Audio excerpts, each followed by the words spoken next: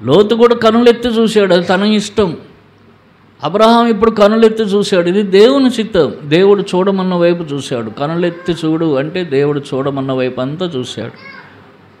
గొప్ప స్వాస్థ్యం ఆయనకి దొరికింది. అదే ఇప్పుడు ఇశ్రాయేలు సామ్రాజ్యం. ఎంత ఇశ్రాయేల్ అని చెప్పుకుంటున్న ఆ గొప్ప జాతి అదే అబ్రహాం సంతానం. కనుక దేవుడు చెప్పినట్లు చూశాడు, దాన్ని మిగిల్చుకున్నాడు. లోతు తాను చూశాడు, మిగిల్చుకోలేదు. అబ్రహాం దేవుడు చెప్పినట్టు చూశాడు, మిగిల్చుకున్నాడు. ఇప్పటికి ఉంది, ఎప్పటికుంటుంది. అక్కడి నుంచే యేసు ప్రభు వారు 1000 సంవత్సరాల పరిపాలన చేస్తాడు భూమి మీద. ఆ దేశంలో నుండే, ఆ యెరూషలేములో నుండి. ఎంత గొప్ప ఆధిక్యత!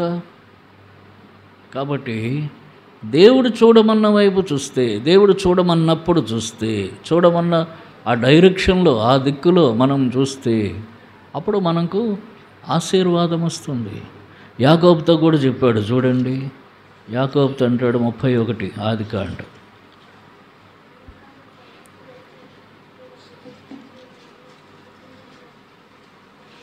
ఆదికాండం 31 10వ వచనంలో చూడండి. మందలు చూలుగట్టు కాలమున నేను స్వప్నమందు కనులెత్తి చూడగా గొర్రెలను దాటు పొట్టేళ్లు చారలైనను పొడలైనను మచ్చలైన గలవై ఉండెను. మరియు ఆ స్వప్నమందు దేవుని దూత యాకోబు అని నన్ను పిలువగా చిత్తం ప్రభు అని చెప్పి తిని. అప్పుడు ఆయన, నీ కనులెత్తి చూడుము, గొర్రెలను దాటుచున్న పొట్టేళ్ళన్నయు చారలైనను పొడలైనను మచ్చలైనను గలవి, ఎలైనగా లాబాను నీకు చేయుచున్నది యావత్తు చూచితిని. కాబట్టి లాబాను యాకోబు మామ, వాడు మోసం చేస్తున్నాడు.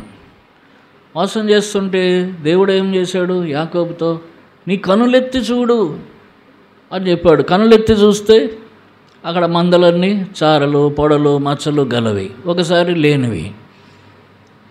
ఆయనే చూపించి దానికి తగ్గట్టుగా ఆ మందను వృద్ధి పొందించాడు. దేవుడు చూడమన్నప్పుడు యాకోబు కనులెత్తి చూస్తున్నాడు. చూసినప్పుడు ఏది చూశాడో అది పొందాడు.